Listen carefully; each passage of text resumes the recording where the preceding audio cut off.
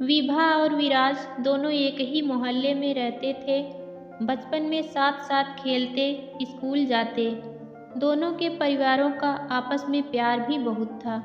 इसीलिए मेला देखने जाना हो, रामलीला देखनी हो या फिर कभी कभार सिनेमा जाना होता तो दोनों परिवार इकट्ठे ही जाते थे। विभा के परिवार में उसकी दादी को मिलाकर कुल 5 मेंबर थे। उसके पिताजी पेशे से एक टीचर थे और माँ हाउसवाइफ थी। विभा से छोटी उसकी एक बहन थी जिसका नाम खुशी था। बहुत ही संस्कारी परिवार था। दादी सुबह शाम भजन कीर्तन कर परमात्मा का नाम जपती रहती। विभा की माँ सुशीला जी एक कुशल गृहिणी होने के साथ साथ अच्छी माँ भी थी। उन्होंने अपनी दोनों बेटियों को हर अच्छे बुरे की शिक्षा दी थी। घर बाहर किसी भी तरह की समस्या उन्हें होती तो माँ से बात करके झटपट हल मिल जाता था। विभा ने 8 में ही तय कर लिया था कि उसे IAS ऑफिसर बनना है। पढ़ाई में वो बहुत इंटेलिजेंट थी। उसके परिवार में सबको उस पर भरोसा था कि वो अपना सपना जरूर पूरा करेगी। आंखों में ऑफिसर बनने का सपना पाले विभा बड़ी हो रही थी। मोहल्ले की सबसे सुंदर लड़की थी विभा। लंबे घने बाल, गोरा रंग, खिलखिलाता चेहरा, किसी परी से कम नहीं थी वो। जो उसको देखे बस देखता ही रह जाए। स्कूल में भी हर लड़के की पसंद थी विभा, लेकिन विभा इन सब बातों से बेखबर अपने लक्ष्य की ओर बढ़ती जा रही थी। उसने 12 में पूरे शहर में टॉप करके अपने माँ बाप का नाम रोशन कर दिया। अब उसे आगे की पढ़ाई के लिए शहर से बाहर जाना था। एक बहुत ही अच्छे कॉलेज में उसका एडमिशन हो गया। बहुत सी हिदायतों के साथ उसे हॉस्टल दिलवाकर उसके मम्मी पापा वापस आ गए। घर वाले थोड़े निश्चिंत इसलिए भी थे क्योंकि उनके मोहल्ले का लड़का विराज भी तो उसी कॉलेज में पढ़ता था जो विभा से 1 साल सीनियर था। विराज के परिवार में उसके मम्मी पापा और एक छोटा भाई था। विराज के पापा की शहर में कपड़ों की बहुत बड़ी और अच्छी दुकान थी। विराज भी पढ़ाई में बहुत अच्छा था। उसे MBA करना था, इसीलिए उसने ग्रेजुएशन कॉमर्स को चुना। वहीं दूसरी तरफ विभा नॉन मेडिकल की स्टूडेंट थी। दोनों का कॉलेज एक ही था। विराज विभा के बचपन का दोस्त था, इसीलिए विभा दिन भर में एक बार उससे ज़रूर मिलती थी। कोई भी प्रॉब्लम होती तो विराज को कह देती। ऐसे ही कॉलेज का 1 साल बीत गया। अब विभा नए माहौल में एडजस्ट हो चुकी थी। वो बहुत मेहनत कर रही थी।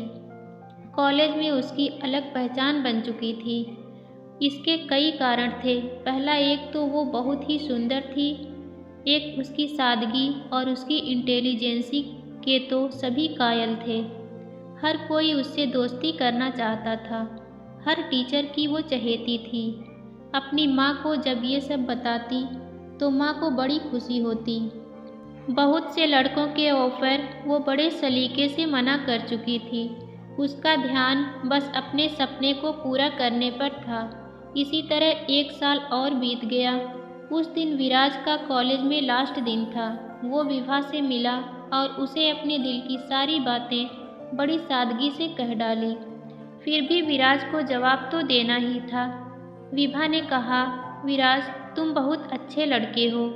तुम जिसे मिलोगे वो लड़की बहुत भाग्यशाली होगी।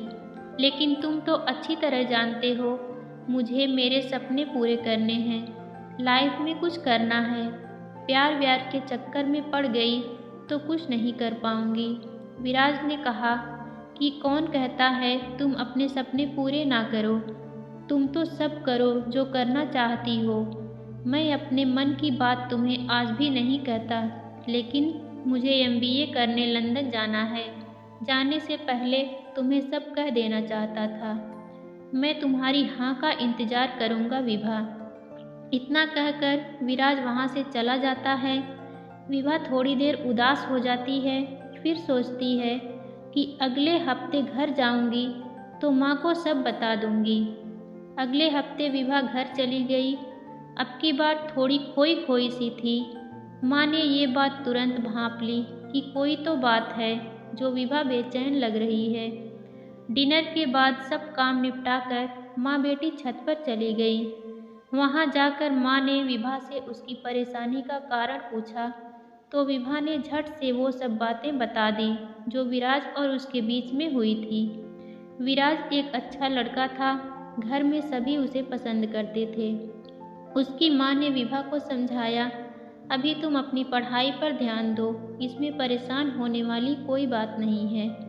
विराज अच्छा लड़का है, तुम दोनों सेटल हो जाओ, उसके बाद रिश्ता करने में कोई हर्ज नहीं है। देखा परखा लड़का है, परिवार भी अच्छा है। अपनी माँ को सब बताने के बाद उसके मन का बोझ हल्का हो गया। अपनी माँ को प्यार भरी झप्पी देकर वो सोने चली गई।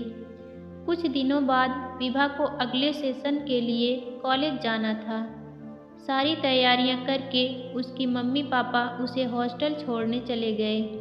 इस साल तो विराज भी नहीं था वहाँ, इसीलिए उसके मम्मी पापा को उसकी थोड़ी चिंता हो रही थी, लेकिन अपनी बेटी की समझदारी पर विश्वास भी बहुत था। विभा को भी विराज के बिना अच्छा नहीं लग रहा था। उसने अपना पूरा ध्यान पढ़ाई पर लगा लिया। वो कोई कमी नहीं छोड़ना चाहती थी। कॉलेज का लास्ट ईयर था, वो पूरी तरह पढ़ाई में रम गई। एक दिन सोहेल नाम के लड़के की नज़र विभा पर पड़ी। वो उसकी खूबसूरती देखकर पागल हो गया। अगले ही दिन उसने विभा को प्रपोज कर दिया। विभा ने बड़े ही सलीके से उसे मना कर दिया, लेकिन अमीर घर का इकलौता साहिबजादा तो जिद पर अड़ गया कि उसे तो विभा किसी भी कीमत पर चाहिए। वो हर रोज़ उसे परेशान करने लगा। विभा बहुत तंग हो गई थी उसकी हरकतों से। वो परेशान रहने लगी थी। इसका असर उसकी पढ़ाई पर भी पड़ रहा था। सोहेल उसे किसी भी कीमत पर पाना चाहता था। जब वो नहीं मानी तो उसने विभा के चेहरे पर एसिड फेंकवा दिया।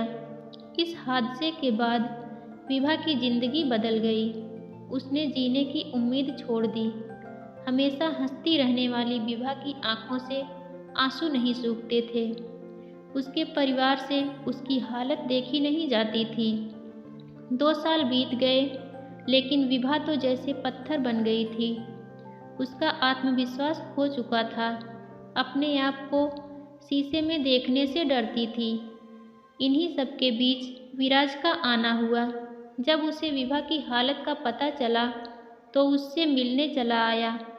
विभा की ऐसी दुर्गति देखकर वो अंदर तक हिल गया।